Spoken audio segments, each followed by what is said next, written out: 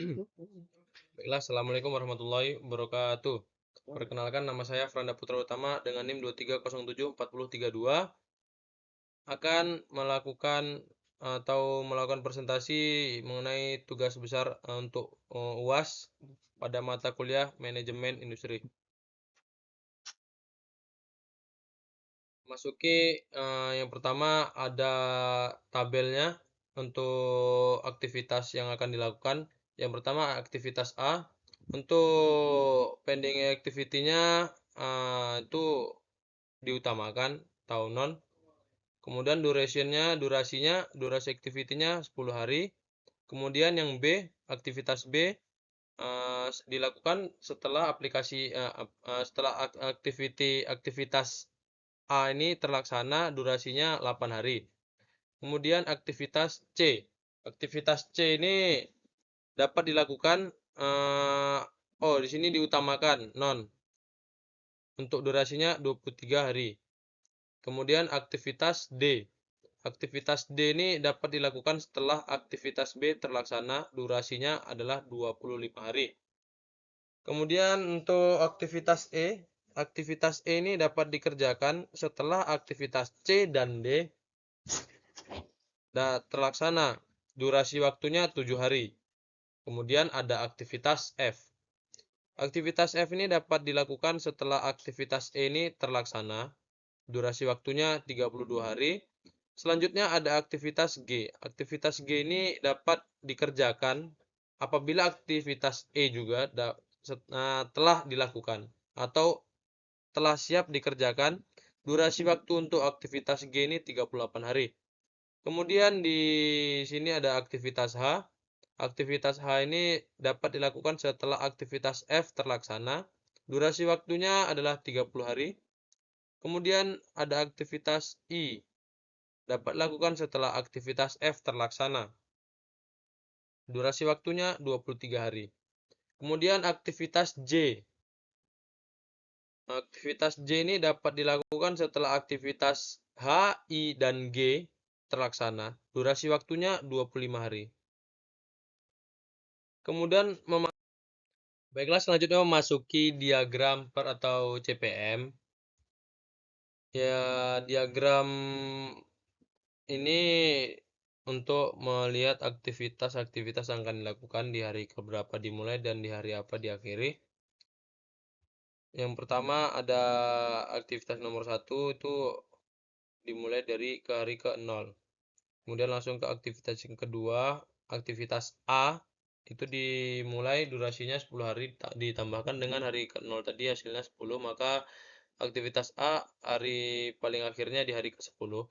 Kemudian masuk ke aktivitas ketiga, aktivitas B. Karena tadi aktivitas A harinya hari ke-10, akhirnya maka aktivitas B diawali dengan hari ke-10. Dijumlahkan dengan aktivitas B durasinya 8 hari, maka hasilnya 18 hari. 18 hari ini hari paling akhir pengerjaan aktivitas B. Kemudian masuk aktivitas ketiga, yaitu aktivitas keempat, yaitu aktivitas C. Aktivitas C ini dimulai di hari ke-0 atau diutamakan, maka aktivitas C ini durasi waktunya 23 dijumlahkan dengan awal mulai tadi, maka hasilnya 23. Maka aktivitas C ini durasi waktu akhirnya di hari ke-23. Kemudian masuk aktivitas kelima, yaitu aktivitas D. Aktivitas D ini dapat dilakukan setelah aktivitas A dan B itu terlaksana. Setelah aktivitas B terlaksana. Maka aktivitas D ini, karena aktivitas B hari paling akhirnya di hari ke-18, maka hari mulai untuk aktivitas D ini di hari ke-18 dijumlahkan dengan durasi waktu aktivitas D yaitu 25 hari, maka hasilnya hari 43 hari. Maka dari itu hasil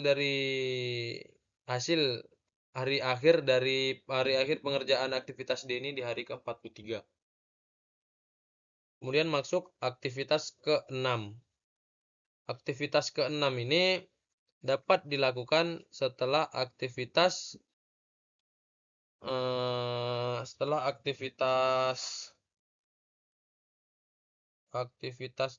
C dan D terlaksana.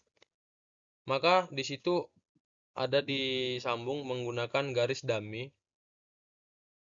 Karena hari paling akhir durasi pengerjaan di hari ke-43, kalau misalnya di hari ke-23 dibuat, maka hari yang untuk aktivitas D ini tidak kena, maka diambil yang hari ke-43.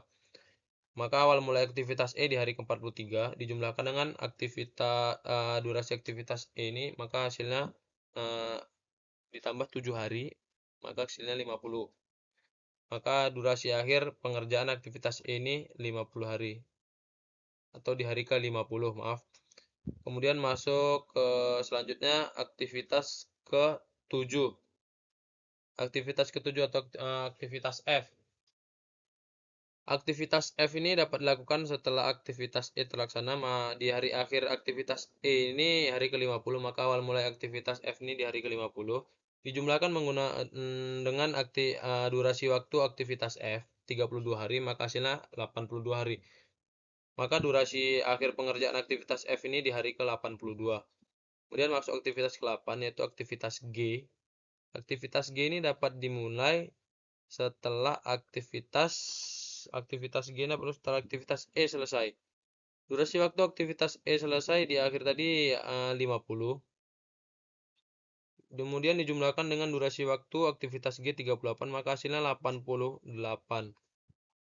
Maka aktivitas G selesai dalam waktu 88 hari, hari akhirnya. Kemudian masuk aktivitas ke-9. Aktivitas 9 atau aktivitas I. Karena di aktivitas I ini dapat dilakukan setelah aktivitas F terlaksana, maka mulainya dilanjutkan dari aktivitas F di hari ke-82. Maka hari awal pengerjaan aktivitas ini hari ke-82. Di hari ke-82 ini dijumlahkan dengan durasi waktu aktivitas I yaitu hasilnya 105. Maka durasi akhir pengerjaan aktivitas ini di hari ke-105. Masuk aktivitas ke-10, aktivitas H. Aktivitas H ini dapat dilakukan setelah aktivitas F terlaksana, maka dimulai di hari ke-82. Dijumlahkan dengan durasi waktu aktivitas H, maka hasilnya dapat dilihat 112 hari, hari pengerjaan paling akhir aktivitas H. Masuk yang terakhir aktivitas ke-11. Aktivitas ke-11 di diagram ini adalah aktivitas J. Aktivitas J ini dapat dilakukan setelah aktivitas H, I, dan G terlaksana, maka dihubungkan menggunakan garis dummy. Untuk dilihat hari pengerjaan awalnya itu di hari paling akhir dalam pengerjaan antara H, I, dan G, maka dapat disimpulkan dengan hari akhirnya di aktivitas yaitu di hari ke-112 untuk mulai aktivitas J. Dijumlahkan dengan durasi waktu aktivitas J 25 hari, maka hasilnya 137. Maka durasi akhir pengerjaan aktivitas J ini, aktivitas J di hari ke-37.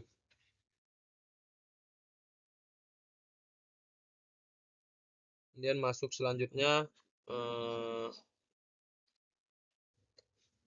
baiklah, selanjutnya masuk ke predens diagram. Yang biasa dilihat sini dapat dilihat bentuknya kotak-kotak ya. Itu hasil dari diagram yang sebelumnya. Untuk di aktivitas A dapat kita lihat yang sebelumnya tadi untuk harinya yaitu di hari ke-0, kemudian ada aktivitas A dilanjutkan dengan hari durasi waktunya 10 hari. Kemudian yang di hasil penjumlahan tadi itu dapat dilihat di hari ke-10.